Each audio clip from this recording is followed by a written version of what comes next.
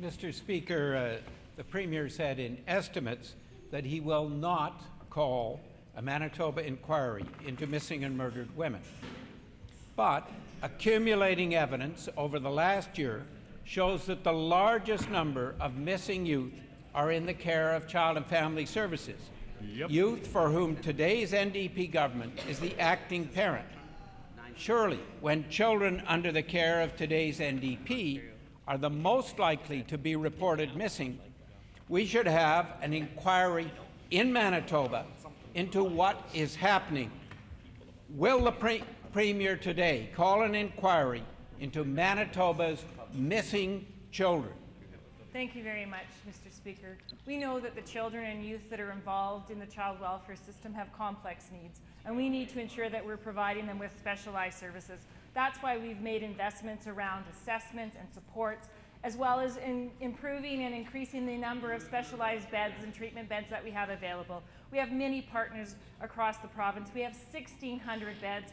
In the last 6 months, we've increased it by 30 more beds. We partner with our authorities and our agencies, as well as with Knoll Centre, Marymount, as well as McDonald Youth Services to provide a good quality service. I know the member opposite really cares about children. What we should all fear are the members, the leader of the opposition, and his cuts and more cuts that he will make the system have to accept. Mr. Speaker, Manitoba Liberals have provided evidence that the largest number of children reported missing are those in CFS care.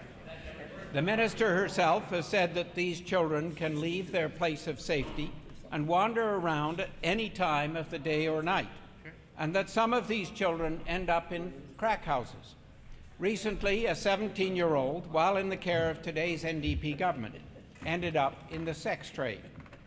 With the reason for so many missing children in Manitoba being within the government's own purview, when will the Premier call an inquiry to investigate what's going on? Thank you very much, Mr. Speaker. We continue every day to work with the authorities, the agencies, and the community-based organizations as well to address the needs of Manitoba families and children. We make record investments in prevention, but we're also providing specialized treatment resources for them, whether it's within a foster home placement, a group home, with our many partners such as New Directions and Knoll Centre. We'll continue to make those investments. I tell the Minister we are taking action. We are leading the province or leading the nation with our strategy of Street Reach, where we are the only province in Canada to have a group of individuals that are dedicated, along with Winnipeg Police Services and the RCMP, to go on the streets, to find the high-risk victims, to bring them home and bring them into a place of safety. We're doing that. I wish he would support that as well. Mr. Speaker, members of the government talk about wanting a national inquiry into murdered and missing women, and yet right under their nose there is the problem here in Manitoba.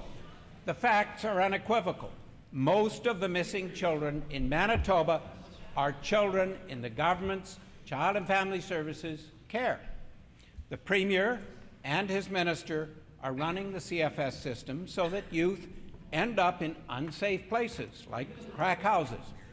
We need a full investigation into what is happening, why so many youths are running away, and why a child in the care of today's NDP government is considered by police to be at high risk of sexual exploitation. When will the Premier act to call the desperately needed inquiry into what is happening? Please. The honourable member's time on this question has elapsed. Thank you very much, Mr. Speaker. I again will reiterate our concern and our commitment to address the needs of families and children across the province. We do it with our record investments in prevention. We also have intervention supports. We work alongside the authorities and the agencies to evaluate and to support families, and when it is needed, when a child needs to be in protection, we're there, because that's the paramount concern, is the safety of a child. We will continue to take those actions. Those actions include tripling the funding for child welfare. It includes hiring more workers. It includes supporting more specialized foster placements, as well as more assessment and treatment services for these children. I again say, I know the member opposite cares about the children. We need to fear what the Leader of the Opposition would do if he had control of the child welfare system. I would say cuts, cuts, and more cuts.